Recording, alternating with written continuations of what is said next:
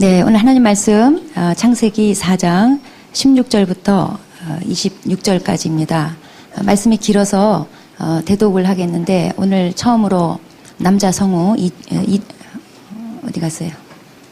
네, 이동주 성우가 데뷔를 하도록 하겠습니다. 네. 가인이 여호와 앞을 떠나서 에덴 동쪽 놋 땅에 거주하더니 아내와 동침함에 그가 임신하여 에녹을 낳은지라. 가인이 성을 쌓고 그의 아들의 이름으로 성을 이름하여 에녹이라 하니라. 에녹이 이랏을 낳고 이랏은 무야엘을 낳고 무야엘은 무드사엘을 낳고 무드사엘은 라멕을 낳았더라. 라멕이 두 아내를 맞이하였으니 하나의 이름은 아다요 하나의 이름은 실라였더라. 아다는 야발을 낳았으니 그는 장막에 거주하며 가축을 치는 자의 조상이 되었고 그의 아우의 이름은 유발이니 그는 수금과 퉁소를 잡는 모든 자의 조상이 되었으며 실라는 두발가인을 낳았으니 그는 구리와 쇠로 여러 가지 기구를 만드는 자요 두발가인의 누이는 나아마였더라. 라멕의 아내들에게 이르되 아다와 실라여 내 목소리를 들으라. 라멕의 아내들이여 내 말을 들으라. 나의 상처로 말미암아 내가 사람을 죽였고 나의 상함으로 말미암아 소년을 죽였도다. 가인을 위하여는 벌이 7배일진데 라멕을 위하여는 벌이 77배 1이로다 하였더라.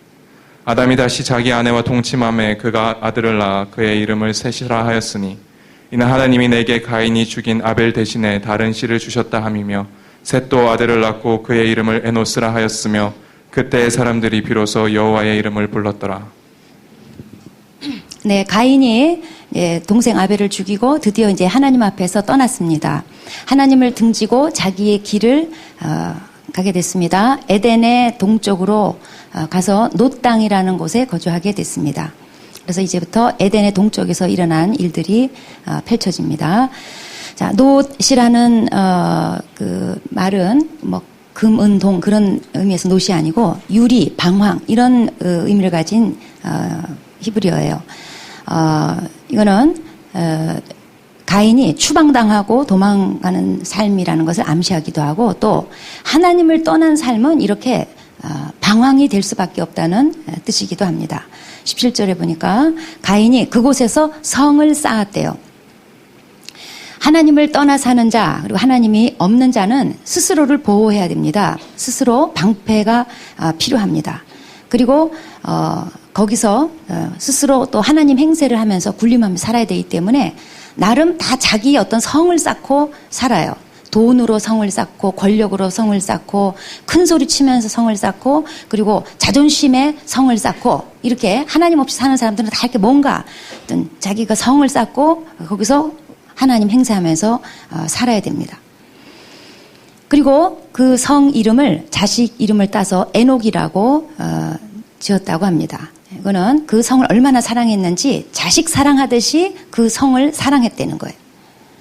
이거는 사람들이 자기 방어벽을 쌓고 자기 방어벽이 되는 돈이나 학벌이나 외모나 이런 거를 사랑하는 것을 말해요. 19절부터 22절까지는 이제 가인의 6세손이 되는 라멕과 그의 집안 얘기가 나옵니다. 라멕은 부인이 둘이었어요. 성경에 처음 나오는 일부 다처제의 주인공입니다. 이 일부 다처는 하나님의 뜻이 본래 아니었죠. 방황을 뜻하는 놋 땅에서 시작이 된 거예요. 이 라멕의 첫 번째 부인의 아들의 이름이 야발이었습니다.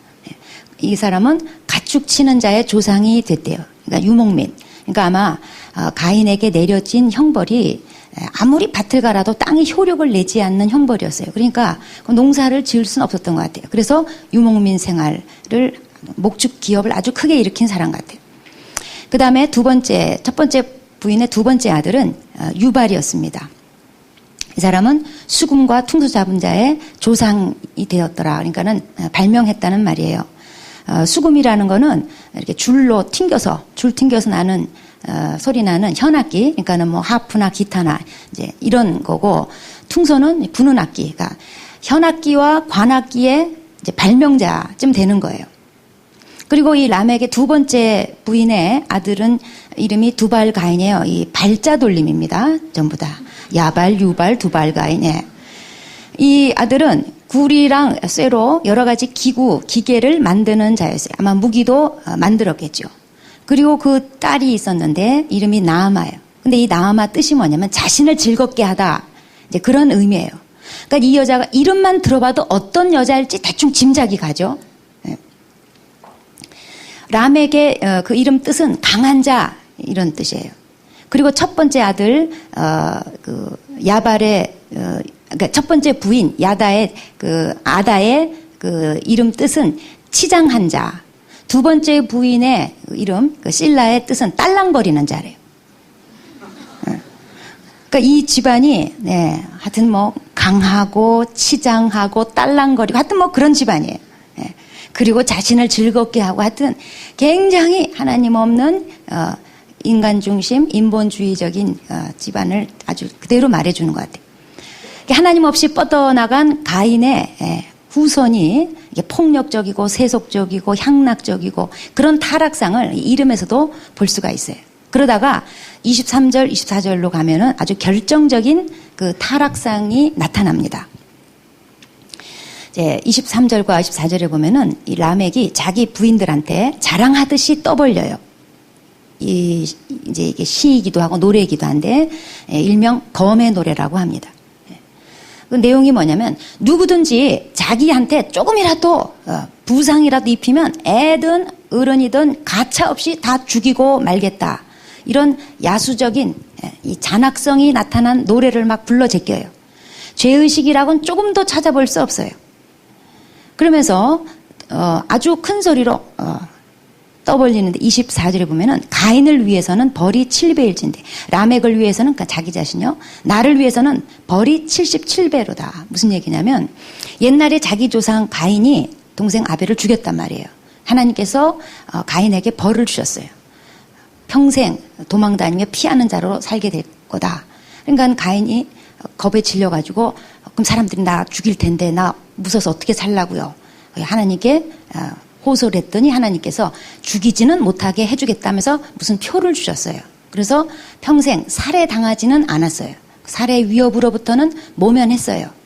그러면서 하나님께서 그때 해주신 말씀이 널 죽이면 그 사람에게 7배 벌을 내가 갚아주겠다. 그렇게 보호를 해주셨어요. 그 진노 중에라도 긍휼을 베풀어 주셨어요. 그러니까 가인이 옛날 사람 죽이고 하나님으로부터 7배의 보호 약속을 받았다면 나는 77배 받은 인물이다 이래봬도 자기 스스로를 막 그렇게 높이면서 하나님의 뜻하고 상관없이 자기가 그렇게 노래를 불러 제꼈어요. 이거는 내가 아무리 사람을 죽여도 하나님이 나를 보호해 주실 거다. 그러면서 자기가 누굴 죽여도 이건 정당한 거다. 이런 아주 뻔뻔스럽고도 오만에 찬 그리고 하나님을 우롱하는 노래를 함부로 불러 제낀 거예요. 가인부터 라멕까지는 모두 7대예요. 7대에 이르러서 각종 문화가 아주 화려하게 일어났습니다. 그런데 문제는 뭐냐면 하나님 없는 문화예요. 하나님을 떠난 문화와 문명의 결국이 어떤 것인지 짧지만 이 23절, 24절 말씀을 통해서 우리는 보게 돼요. 간음, 살인, 오만, 자기만족. 이게 하나님 떠난 문화의 결과예요. 오늘 우리들도 하나님 없는 문화, 하나님 떠난 문화의 홍수 속에 지금 살아가고 있어요. 그래서 그리스도인들은 문화를 액면 그대로 받아들이면 안 돼. 항상 분별력을 가지고 어디서부터 어디까지 받아들여야 되는지 동화돼서 될 것, 동화돼서는 안 될 것 이런 걸 분별하면서 살아야 돼요. 음악 문화의 예를 한번 들어보겠습니다. 유발이 이제 세상 음악의 창시자라고 볼 수 있어요.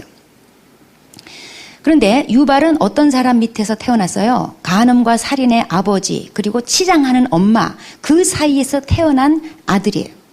이 아들이 창시한 게 세상 음악이에요. 그 음악은 하나님을 찬양을 위해서 하기 위해서 만든 음악이 아니고 유흥을 위해서 만든 음악이에요. 여러분 하나님 없는 자리는 항상 유흥이 들어오게 돼 있어요. 본래 음악이라는 건 하나님이 자기 자신이 경배 받으시기 위해서 하나님이 하나님을 위해서 창조한 거였어요. 그래서 루시퍼 천사장에게 그 음악을 주시고 음악을 잘할 수 있는 특별한 기름 부음을 주셔서 하나님을 경배하도록 만들었어요. 그런데 루시퍼가 그만 교만해져가지고 자신이 경배를 받기 위해서 하나님하고 대적하다가 하나님께 심판받고 쫓겨났어요. 쫓겨날 때 루시퍼가 음악을 가지고 내려왔어요. 그리고 가인, 그 가인을 가리켜서 악한 자에게 속했다고 그랬죠. 가인의 후손 중에서 물색하다가 유발을 사용한 거예요. 이것이 세상 음악의 기원이에요. 그래서 사탄은 유발 이후에 계속 사람들을 이용해서 그리고 음악을 이용해서 자기의 뜻을 펼치고 하나님을 회방하고 사람들을 유린합니다. 그래서 음악은 세상적인 음악, 육적인 음악, 사탄적인 음악, 이렇게 크게 하나님 없는 음악은 이렇게 세 가지로 나눌 수가 있는데, 사탄은 세상 음악을 통해서 아주 인간 중심적이고 그리고 인간을 높이는, 인간을 높이면 어떻게 결과적으로 하나님을 낮추는 거예요. 이런 데 음악을 사용해요. 그래서 가수를 높이고 음악 자체를 숭배하게 만들어요. 하나님을 밀어내고 하나님을 찾지 않게 만들어내요. 세상 음악 듣고 있으면요, 벌써 이렇게 멜랑꼬리해지고 아니면 또 기분이 업되면서 하나님 찾을 필요 없어요. 그게 사탄의 음악의 목적이에요. 감정에 호소하고 사람을 감정적으로 빠지게 만들어요. 제가 아주 옛날에, 초창기 아주 옛날에 잠깐 이 사탄적 음악에 대해서 잠깐 강의하고 좀 그런 적이 있었어요. 그래서 제가 그때 관심이 있어서 한 번은,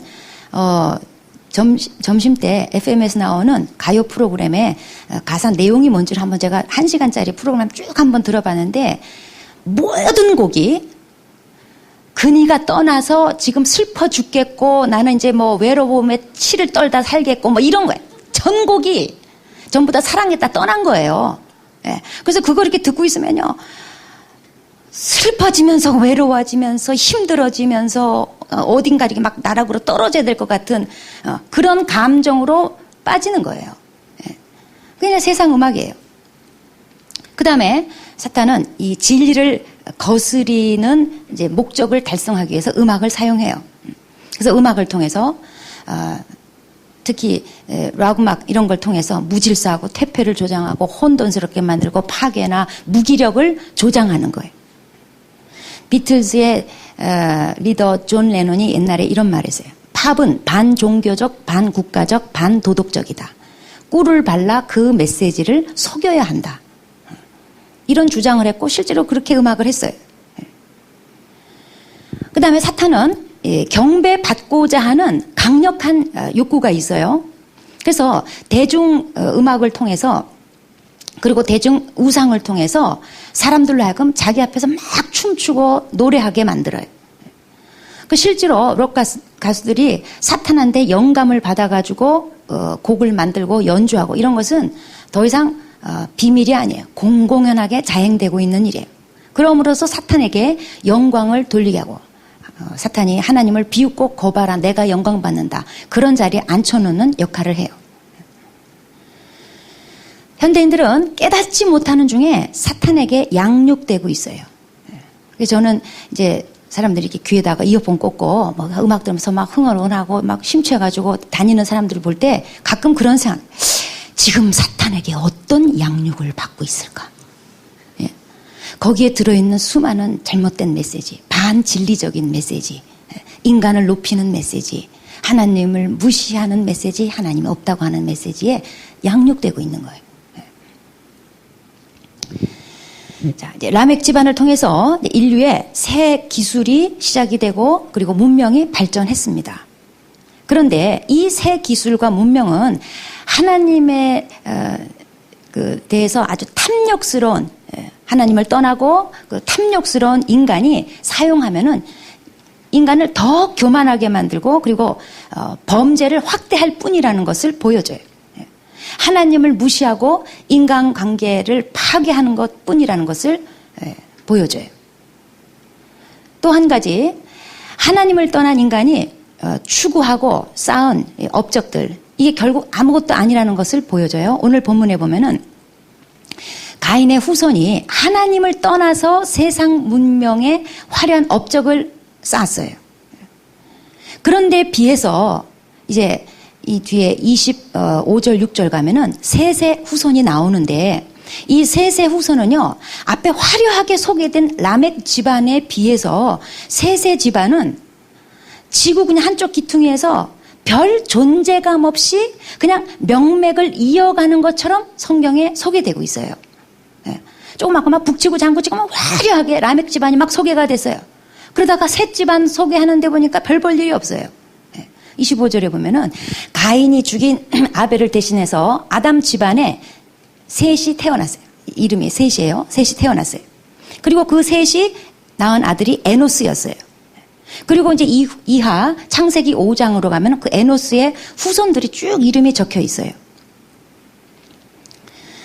그러니까 성경은 창세기 4장은 가인의 후손을 적어놓고 이제 창세기 5장으로 가면 셋의 후손을 소개를 하는데, 근데 굉장히 대조되는 모습으로 소개를 해요. 가인의 후손은 하나님을 떠나서 문명을 일으키고 막 세상적인 업적을 화려하게 쌓은 데 비해서 셋의 후손은 26절에 보면 특별히 세상적으로 주목받을 게 없어요. 그런데 굉장히 중요한 걸 가지고 있어요. 가장 중요한 것을 가지고 있어요. 26절에 보니까 에노스 때에 비로소 여호와의 이름을 불렀더라. 사람들이 비로소 여호와의 이름을 불렀더라. 이것은 사람들이 에노스 집안에서 비로소 하나님께 공적으로 예배를 드렸다. 예배 생활이 시작됐다. 그 말이에요. 그 조상 아벨이 믿음의 제사 드린 것 때문에 죽임을 당했어요. 그래서 한때 믿음의 제사가 주춤했어요. 그리고 이제 셋 때에서는 이제 좀 주춤했다가 셋의 아들 에노스 때에 가서 비로소 공적인 예배, 사람들이 공적으로 하나님께 예배를 드리기 시작했다. 믿음의 제사가 회복이 됐다. 그 말이에요. 하지만 뭐 세상적으로 소개할 건 별로 없어요. 라멕 집안에 비하면 갑자기 초라해지는 느낌이에요. 라멕이 어깨에 딱 힘주고 에노스한테 만약에 이런 질문을 했다고 칩시다. 야, 내 큰아들은 판사야, 둘째는 검사고 셋째는 변호사야. 근데 네 아들은 뭐냐? 집사야. 뭐 이런 거예요. 아니 뭐하고 사냐고.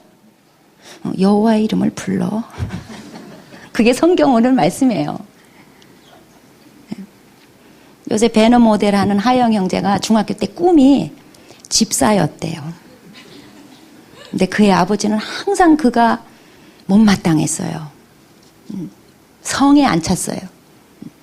꿈이 집사가 뭐냐 이놈아. 그래서 하루는 아들을 데리고 저 관악산을 올라가셔서 등반을 하신 다음에 산 아래를 이렇게 쳐다보면서 우리 자식 5 중에 한 놈도 어떻게 이 학교를 다니는 놈이 없냐. 막 통탄해 하시면서 본인은 서울대를 나오셨어요. 근데 그 아들은 서울대학을 나왔어요. 그렇지만 그는 여호와의 이름을 부르는 자예요. 나 이제 집사 주려고. 네, 판사, 검사, 변호사는 못 됐지만 집사예요. 근데 그게 중요한 거예요. 예. 세상적으로 뭐 내놓을 건 혹시 없을지라도, 예. 떵떵거리고 살진 못할지라도, 예. 뭐 2개 다 있으면 다 좋죠. 그러나 그게 없을지라도 여호와의 이름을 부르는, 예. 하나님을 찾고 하나님께 예배를 드리는, 이게 가장 중요하고 제일 중요한, 예. 꼭 있어야 돼. 예. 그것을 가지고 있는 거예요. 라멕은 그 이름대로 그 당시 땅에서 강한 자였어요. 그냥 하고 싶은 것 다 해보고 갖고 싶은 것 다 가져갔어요. 사람을 죽여도 누가 건드릴 수 없는 천하무적이었어요. 그리고 자식들이 다 잘 됐어. 그러니까 세상적으로 보면요, 대성공한 삶이에요. 그런데 성경은 라멕 집안에 대한 평가가 뭐냐? 부정적이에요. 뭘로 할 수 있는가? 지금 25절, 26절에서 읽은 셋과 그 아들 아노스, 이 사람들로 이어지는 창세기 5장에 쭉 나오는 그들 후손들 모든 사람들이 나이가 열거돼요. 이제 창세기 5장으로 가면 누구는 몇 년 살았고 아주 읽기도 바빠요. 그냥 누구는 몇 년 계속 나와요. 이거는 구원받은 사람의 족보기 때문에 그래요. 하나님이 그들의 연수를 인정해 주신 거예요. 그런데 가인은 그렇지 않아요. 하나님 보시기에 끝났어요. 그래서 그의 산 날이나 연수나 하나님 앞에 계수되는 게 없어요. 야발이나 유발, 세상적으로 보면 업적을 세우고 창시자들이에요. 한 가닥 한 사람이에요. 그런데 성경에 얼마나 오래 살았는지 기록이 안 돼서 아무도 몰라요.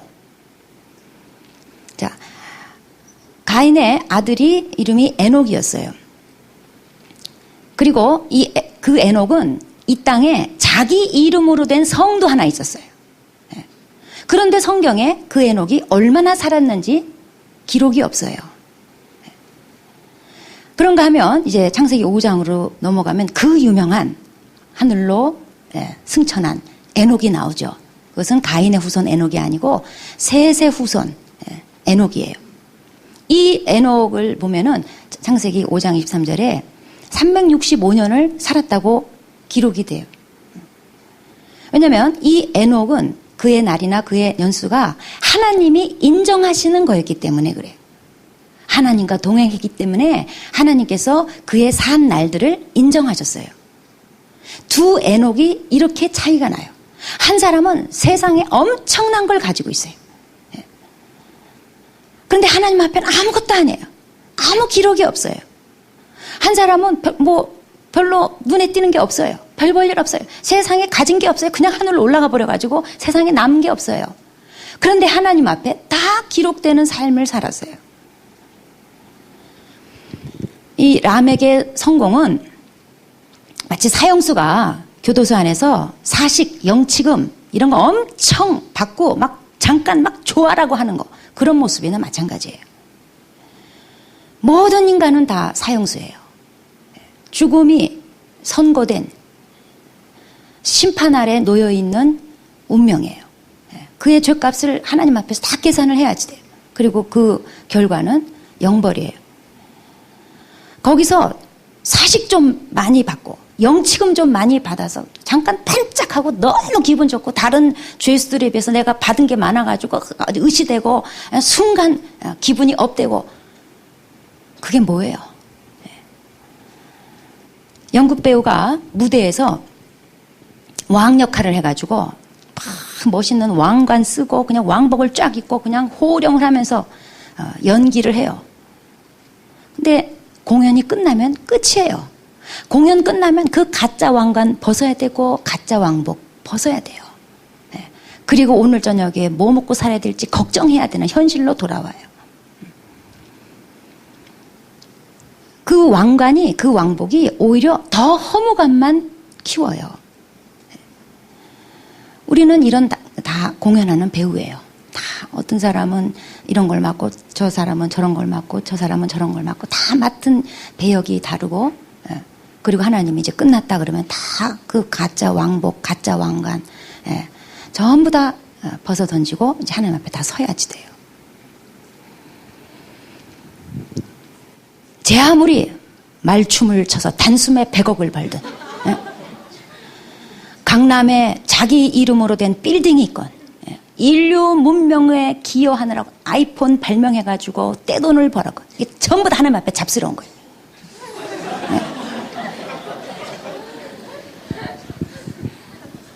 하나님을 떠나서 쌓은 업적은 다 무로 돌아가야 돼. 따라합시다. 하나님을 떠나 쌓은 업적은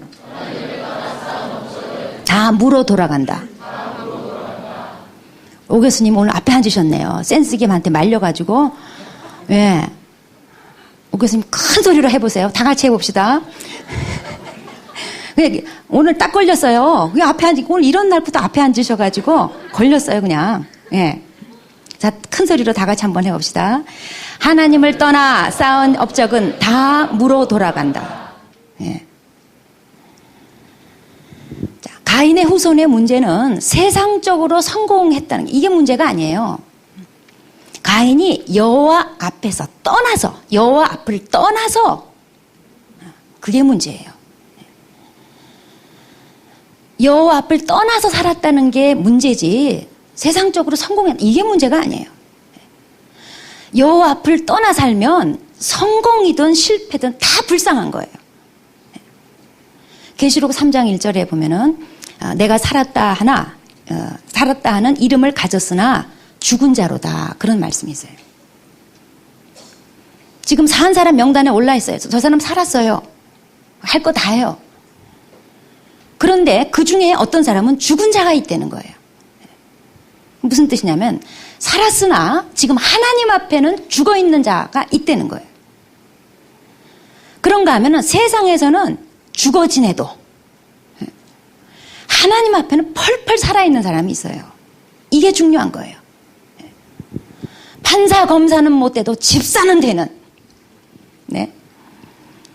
세상에서는 별 볼 일 없어요. 존재감 없어요. 딱히 뭐 내세울 것도 없고 뭐 자랑할 것도 없어요. 그런데 하나님 앞에 살아가는, 하나님 앞에 살아있는, 하나님이 너 살았구나, 너 펄펄 살아있구나 라고 말씀해 주실 수 있는 그런 삶이 중요한 거예요. 하나님은 하나님 앞에서 살아있는가 그걸 보시는 거예요. 그리고 나는 이 날수가 얼마나 되는가 한번 계산해 봐야 돼요. 시편 90편 12절에 이런 말씀이 있습니다. 우리에게 우리의 날 계수함을 가르치사 지혜로운 마음을 얻게 하소서. 이 모세가 이스라엘 백성을 광야에 데리고 고생고생하면서 인도하다가 이런 시를 졌어요. 우리에게 우리 날 계수함을 가르치사.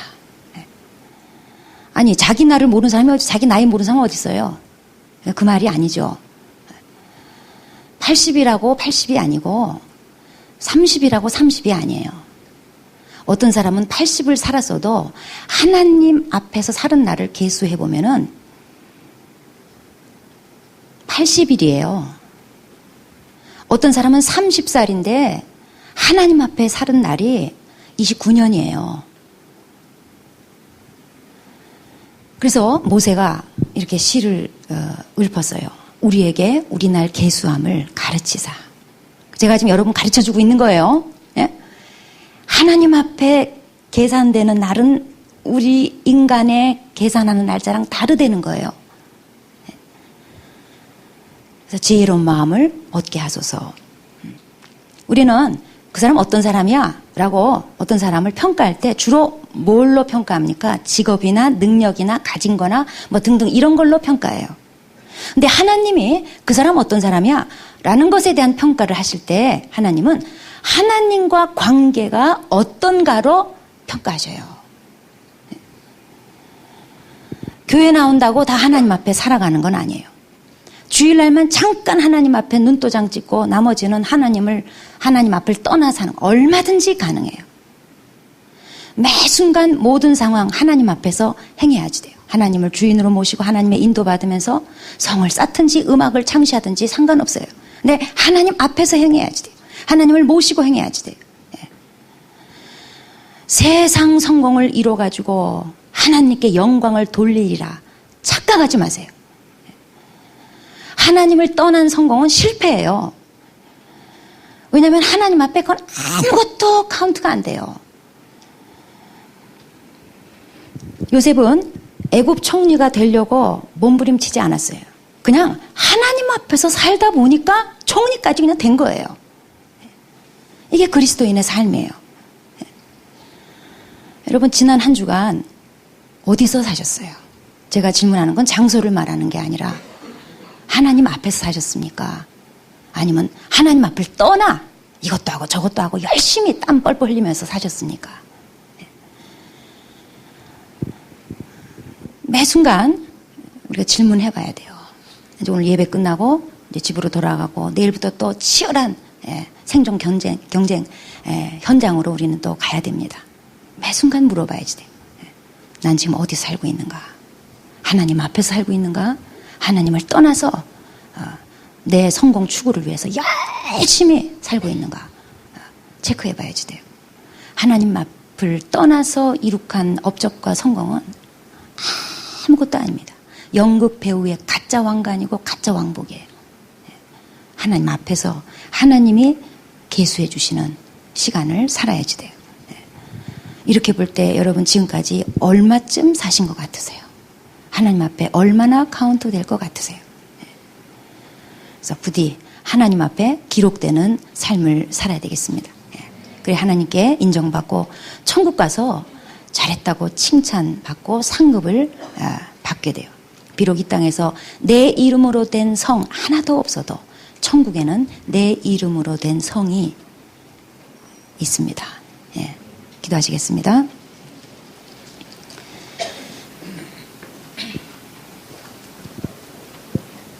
한번 우리 생각해 봅시다.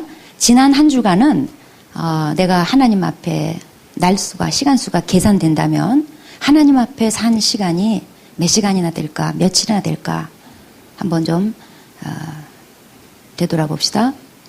또 지금까지 내가 산 삶의 계수를 해본다면 하나님이 계수하실 때 나는 하나님이 몇 년 하나님 앞에 살았다고 말씀하실까 한번 좀 돌아봅시다. 하나님 앞에 살지 않은 것은 아무리 성을 쌓고 자기 이름으로 된 성을 가지고 음악을 창시하고 기계를 만들고 무슨 선구자가 되고 세상 문명의 업적을 쌓고 하나도 남는 게 없어요. 아무것도 아니에요. 돌아보시고 우리 이렇게 기도합시다. 하나님, 제가 하나님 없이 많은 날을 살고 또 많은 업적을 쌓는 자가 아니라 하나님 앞에서 살아가는 자. 그래서 하나님이 계산할 때 그 날수가 다 계산되는 그런 삶이 되기 바랍니다. 도와주십시오. 이번 한 주도 하나님 앞에서 하나님의 인도를 받고 하나님의 말씀을 따라 하나님이 주인 되는 그런 삶을 살게 도와주세요. 기도하시겠습니다.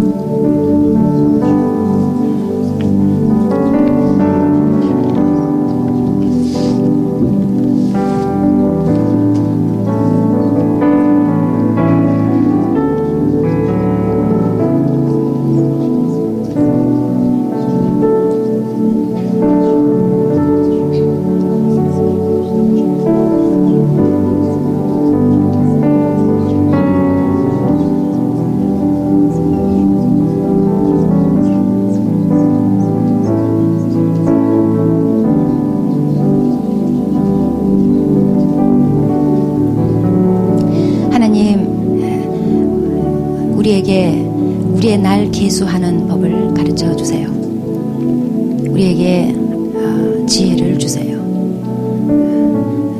세상 성공을 위해서 정신없이 또는 목적 없이 시간을 허비하는 인생이 아니라 하나님 앞에 삶으로 말미암아 하나님 앞에 다 계수되어지는 그런 의미 있는 삶, 하나님 앞에 그 기록이 남는 삶. 그래서 천국 갔을 때 잘했다 칭찬하시는 상급이 있는 삶. 비록 이 땅에서는 내 이름으로 된 성이 없다 할지라도 천국에 하나님께서 상으로 갚아주실 때 내 이름으로 된 하나님의 생명의 면류관과 또 많은 상급을 기대하면서 열심히 하나님 앞에 살아가도록 도와주시옵소서. 아버지, 절대로 세상 성공이 우리의 목표가 되거나 목적이 되지 않게 하여 주시옵소서. 요셉처럼